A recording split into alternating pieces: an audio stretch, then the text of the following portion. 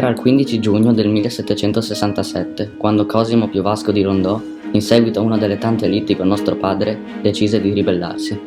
Da lì la sua vita voltò pagina.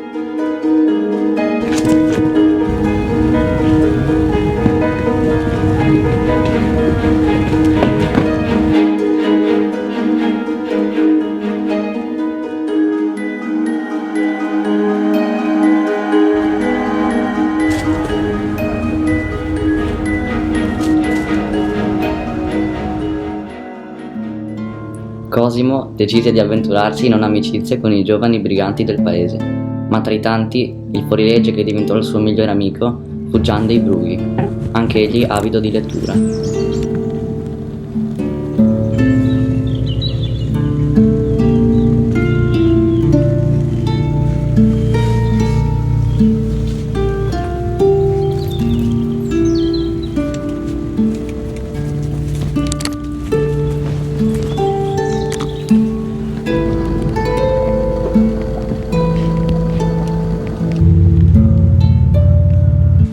Conobbe Viola, una ragazza che con il suo sguardo furbo conquistò mio fratello.